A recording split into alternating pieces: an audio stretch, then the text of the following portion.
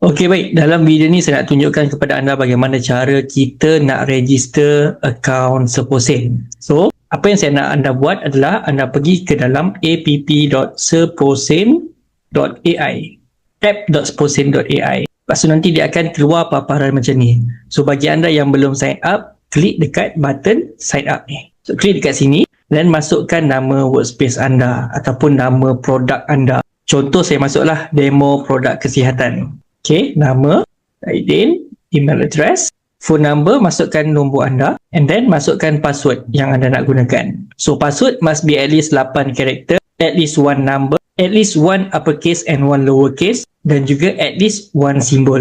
And then make sure anda dah tick kepada I accept the terms of service. Kemudian klik pada button register. Oh, email saya has already been taken. So kalau keluar macam ni, kita boleh klik saja pada sign in. Okey, kalau tak keluar macam ni maksudnya email anda masih belum register lagi lah. Kalau anda dah klik pada register, anda perlu masuk ke dalam anda punya Gmail account dan sahkan dulu email anda. Dia akan hantar anda seposen.ai, email anda seposen.ai. Lepas anda dah sahkan, klik pada button sign in dan masukkan email dan juga password anda. Okay, sebagai contoh, saya klik pada button login. Kalau anda tak terima email, boleh bagi tahu saya dekat dalam grup WhatsApp kita ataupun boleh PM saya personal. Bila anda dah login, anda akan dibawa ke dalam paparan workspace anda dekat sini. So anda akan dapat free trial 14 days lah sepatutnya. Cuma ni saya dah buat 2 hari.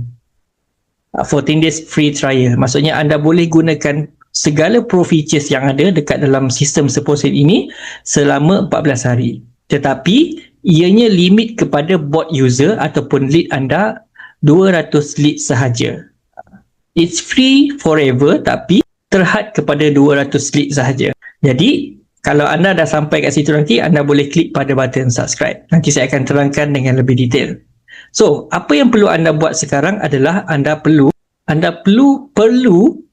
klik pada Omni Channel, lepas tu set up Omni Channel. Dan bagi nama bot anda ataupun nama sama dengan nama workspace pun tak apa, tak ada masalah. And then klik pada create new bot. Lepas itu anda boleh pilih template yang anda nak gunakan. Sebagai contoh kita buatlah template product supplement. So copy this template and then next saja. Yang detail-detail ini semua tak perlu lagi tengok. Okay? And then next step, letakkan nama bot anda. So macam saya letakkan je demo. Ini bukan nama bot yang klien akan nampak ataupun customer anda akan nampak, tapi ini adalah nama chatbot je dalam workspace kita sahaja. So klik pada create bot and then anda boleh klik open flow ataupun biar je, dia akan keluar paparan macam ni. So ini adalah canvas yang mana kita akan boleh set up kita punya chatbot dan sebagainya. Cuma anda dah tak perlu nak set up sebab kalau anda pergi dekat bahagian flow, anda akan nampak kita dah ada template yang kita dah buat.